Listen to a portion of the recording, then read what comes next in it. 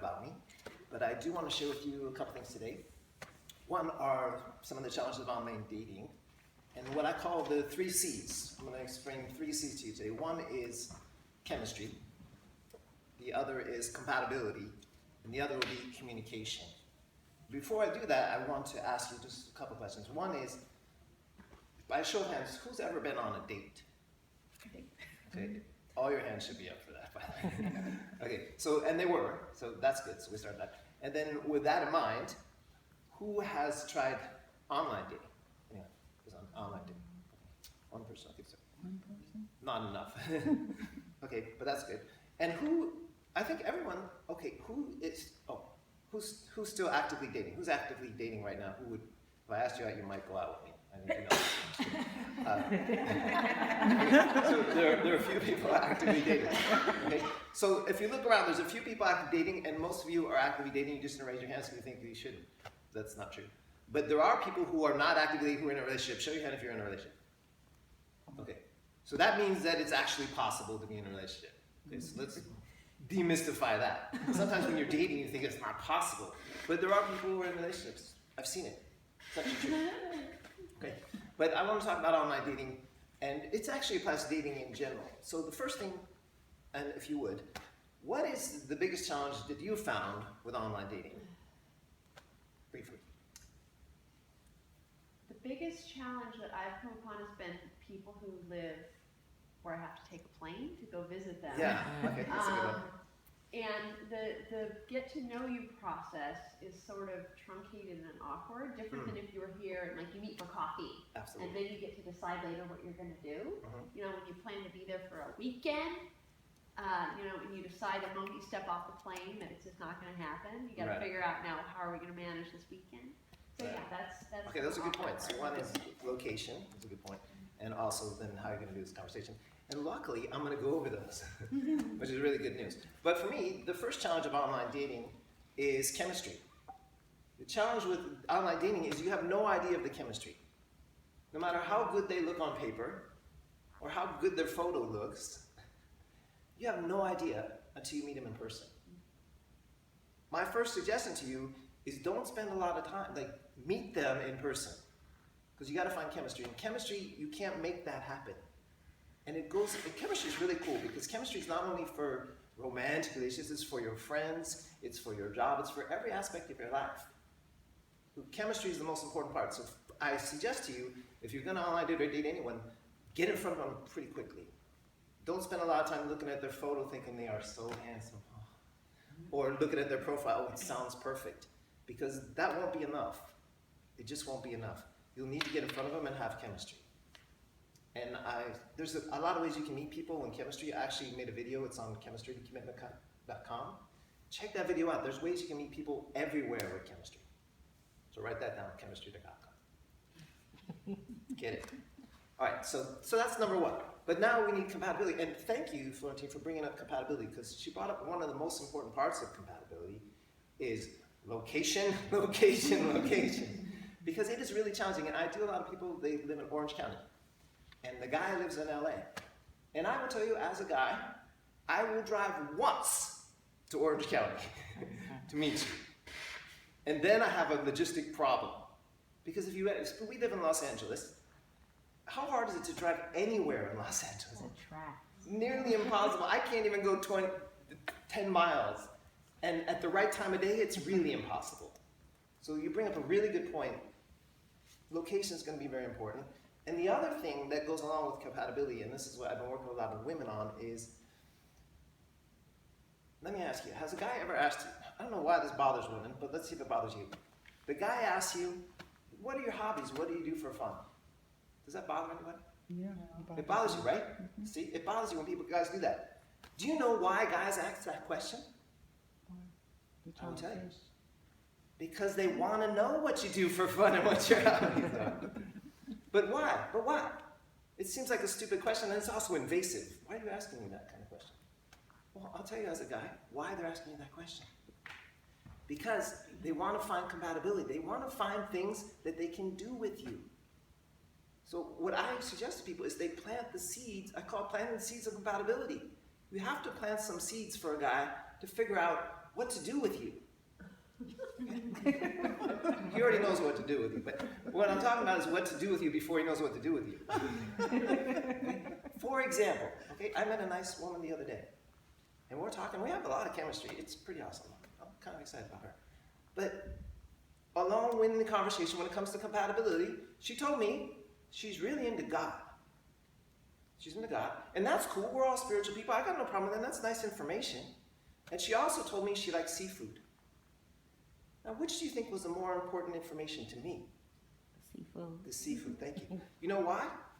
Because I can't take her to meet God. But I can take her to seafood. Do you understand what I'm saying? So you got to plant some seeds for the guy. He's looking for ways and things he can, because we want to be successful. We want to take you on a date that you're actually going to like. So you can't just tell him, look, I like reading. Reading's not going to cut it. What am I going to, we're going to go reading? We're not going reading. So please think about, give a guy a chance, give him some what I call seeds of compatibility. Just like you said. And that brings me to one of the most important points. The third thing is communication. Anyone, would you agree communication? You're married, right? Communication is like the whole deal. And you brought up, thank you, Florentine, for bringing up this point, because communication is interesting. When you meet people, sometimes when you meet them online, you think you know a lot about them, because you read everything. Yeah. And have you ever had a guy, he just met you, you're on the date, and he goes, so, what are you looking for in a relationship? Like the first thing out of his mouth. You got to plant seeds. Communication starts with small talk. That's what it starts with. And if you met someone, we're so isolated, we don't meet anybody. So we don't know that you have to start with small talk. How do you find out you have chemistry? You talk about your surroundings. Like we're here, we're talking about things around us. It's got to start small. You can't just plant big seeds and then wait, whoa, it's a huge tree. It's not going to happen. So you have to plant seeds with these guys slowly. And women do this too. They ask the same question. They just met you, the woman had just met me, and for some reason, since this is an online date, she read some of my profile and she thinks I know what to ask. So, are you serious about having a relationship? Are you really looking for a relationship? That's way too fast. It's way too fast. It's a valid question, but first we have to see, do we have chemistry? And that takes a few minutes, and then we have to see, do we have compatibility? Can we make a couple more dates? And how is that going to happen? And this is the last thing I'm going to share with you. To me, there are two things to look for on a first date. Do you want to know what they are? Yep. Yes. I would too. It's really important. Two things. One is a conversation that doesn't end. That's basically what chemistry is. It means we keep talking and we keep finding things to do. Right? And what are we talking about? Things we have in common. Compatibility. Oh, yeah, you like to go hiking. Not just hiking anywhere, like hiking in the mountains or going on the beach. Be specific. Don't say, I just like to go eat food. Say, I like seafood. Give us some tips. So that's the first thing. Is that chemistry is just basically the conversation continues. Do you want to know what the second thing is? Yeah. Thank you for asking. This is it.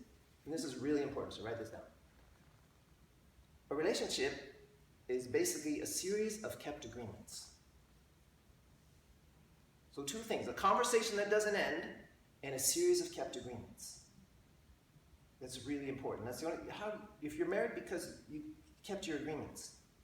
So when we're dating a guy, a lot of times women ask me, the guy sets a date and it's next week. And he says, okay, I want to take you out at 6:30 if he's good at dating. He'll tell you what the parameters of the date are. Okay? That's an agreement. All we're looking to find out is if he can keep that agreement or not. And a lot of women call me and they say, the date's tomorrow. Should I call and confirm and make sure the date's tomorrow? And I go, no. And you're thinking, why, James? I should call because I want to know, because otherwise they're wasting my time. And I'm saying, you need to find out, can they keep their agreements? And it takes time. You got to give people a chance for that to happen. And if you control everything, you'll never know if they can keep their agreements. You might hog tie them into showing up that day, but you don't know if they can keep their agreements. And down the road, that's going to play out. It plays out every time. So what I suggest to you, keep your own agreements, and then see if they can keep theirs. Those are the two most important things. They're really important. And learn more about communication. I did write a couple books, I'll tell you about them, because I think they're valuable. That's why I'm telling you about it. One is Dating Advice for Alpha Women. One is A Life of Love. These are on Amazon. You can get them. And it's about getting more communication tools, because mostly what I do with women is they ask me, what should I say or what should I do in a particular circumstance? Because that's what it comes down to. It will come down to your ability to communicate. It'll come down to your ability to communicate. It'll come down to your ability to keep agreements. And the hardest thing that I find for women, and for myself too, is the patience to see if they can keep their agreements. You really got to give them that space to see if they can show up for you. Because down the road, that's what it's going to come down to. Can you make and keep agreements? So first, just to summarize, one, get in front of people for your chemistry. Don't think you got any chemistry, because some people will stay online and email you and text you. Get in front of people right away. Plant some seeds from compatibility. Give them some things and find out some things that you can do together. That would be awesome. And the last one is work on the communication. Make and keep agreements, and see if you have enough chemistry to keep a conversation going. If you use those 3 tools, let me know how they go, and I'm thinking we're going to have a lot of success. Let's find out.